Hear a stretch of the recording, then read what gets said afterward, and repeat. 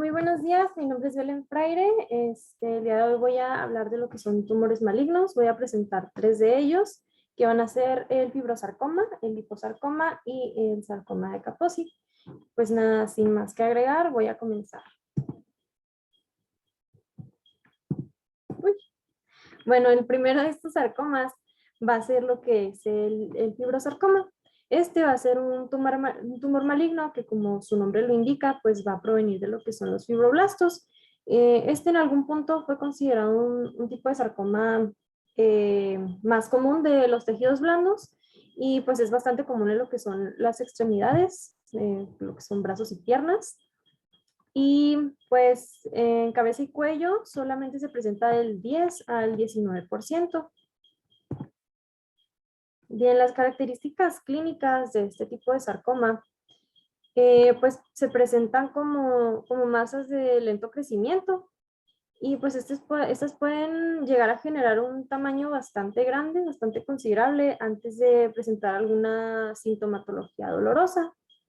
El fibrosarcoma se puede llegar a desarrollar a cualquier edad, en cualquier etapa de la vida, y se pueden desarrollar en cualquier zona de cabeza y cuello. Sin embargo, un número significativo de este tipo de sarcomas se han dado en lo que es la nariz y los senos paranasales, dando un resultado de una obstrucción de estas vías.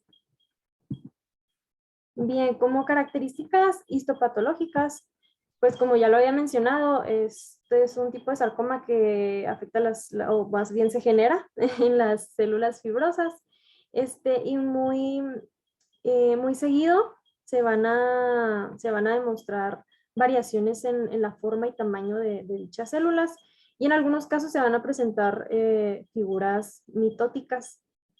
En los tumores de un grado un poco más alto, se puede llegar a producir menos colágeno del que se produciría en un tumor em, mejor diferenciado, bien diferenciado, perdón. Y pues como tratamiento para este tipo de sarcoma vamos a tener lo que es la biopsia excisional. En este caso se tiene que extraer el tumor para poder eliminar cualquier tipo de riesgo, ya que pues como mencioné en un principio, este tipo de sarcomas, o más bien ese tipo de tumores son tumores malignos. Bien, el siguiente de los sarcomas que voy a mencionar el día de hoy va a ser el liposarcoma. Bueno, pues el liposarcoma es una neoplasia maligna que es de origen graso o tejido adiposo. Y pues este es un sarcoma que es considerado común en tejidos blandos y se presenta del 17 al 30% en lo que son los sarcomas malignos en adultos. Bien, para que este se presente, pues las zonas más comunes son lo que es la zona lingual, como podemos observar en la imagen de la derecha, o en mejillas, como podemos observar en la imagen del medio. También se pueden llegar a presentar en cuello y usualmente estas se pueden llegar a presentar como de un color parecido a lo que serían los tejidos adyacentes, pues es decir, en estos casos de un color rosáceo, rosa moradoso, si existen algunos vasos por ahí. O también se puede presentar de un color un poco más amarillento, porque pues este es el color distintivo del tejido adiposo. Y bueno, vamos a pasar a lo que son las características histopatológicas. Usualmente en los liposarcomas existen tres divisiones, que va a ser el liposarcoma pleomórfico diferenciado, que es el que tenemos aquí en medio de color rosita. Vamos a tener el liposarcoma mixoide o de células redondas, que es el que tenemos a la derecha. Y por último vamos a tener lo que es el liposarcoma pleomórfico desdiferenciado. La división más común que se va a presentar va a ser el liposarcoma diferenciado, que es el del medio de color rosita, y este se va a llegar a presentar de un 55 a un 90% de los casos, es decir, pues es bastante común. Y en el caso de los liposarcomas, el tratamiento siempre va a ser lo que es la biopsia excisional. Y bueno, pues existe un riesgo del 50% a que este sarcoma, que este tumor, pueda llegar a reincidir, que se pueda volver a presentar en el paciente. Y pues sería todo por liposarcoma. Y pues por último, vamos a tener lo que es el sarcoma de Kaposi. El sarcoma de Kaposi, pues es una neoplasma vascular, perdón, un poco inusual. Y esta fue descrita por primera vez en 1872 por Moritz Kaposi, que era, si no me equivoco, un dermatólogo. Y bueno, como ya mencioné, es un poco inusual y antes de la epidemia del síndrome de inmunodeficiencia adquirido se consideraba aún más raro de lo que ya es. Sin embargo, a inicios de 1980, cuando comienza toda esta epidemia, comienza a ser un tipo de sarcoma un poco más común, ya que está bastante relacionado con lo que es el pacientes infectados por VIH. Bueno, este sarcoma se va a dar por una infección del virus del herpes y es por esto mismo que se presenta pues en pacientes que están un poco más inmunodeprimidos o pues por esto se relaciona con pacientes que presentan este síndrome de inmunodeficiencia adquirido. Y bueno, pues como características clínicas, como características clínicas, vamos a tener que el sarcoma de Kaposi va a ser un tipo de sarcoma que se va a presentar en lo que es la vida adulta. Se puede presentar en adultos o adultos mayores.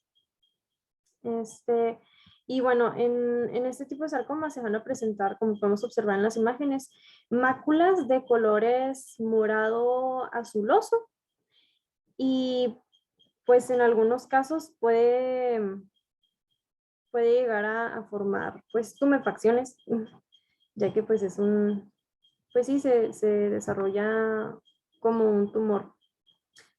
Em, Bien, frecuentemente son indoloros, usualmente no presentan ningún tipo de dolor y muy frecuentemente en este tipo de sarcoma el paladar se ve bastante involucrado, como podemos observar.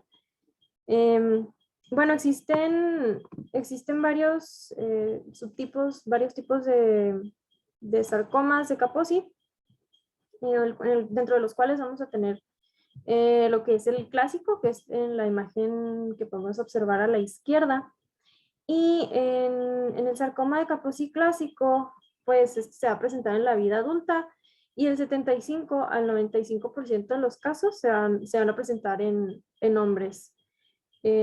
También existe pues una incidencia por individuos de ascendencia italiana, judía y eslava.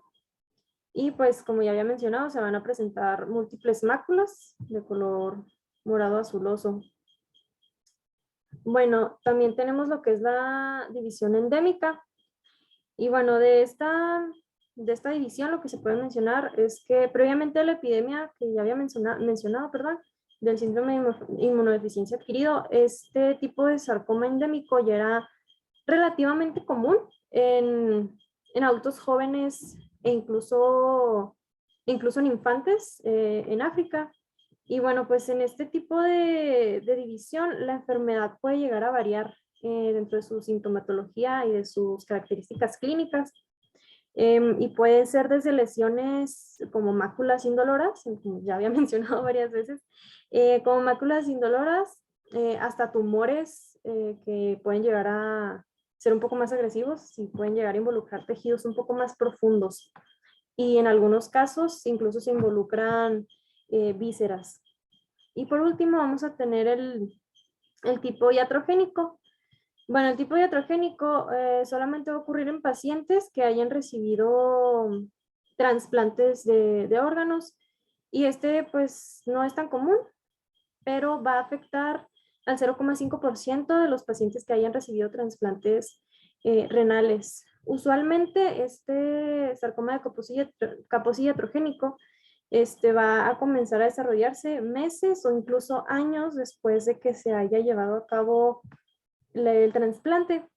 Y pues esto se relaciona bastante con la terapia de inmunosupresión previa al trasplante.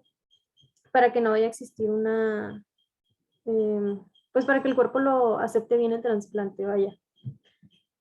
Y pues por último, el tratamiento de este sarcoma va a variar dependiendo del tipo de sarcoma y del estadio de dicho sarcoma, pero en la literatura del libro Neville se nos menciona que usualmente se utiliza terapia de radiación.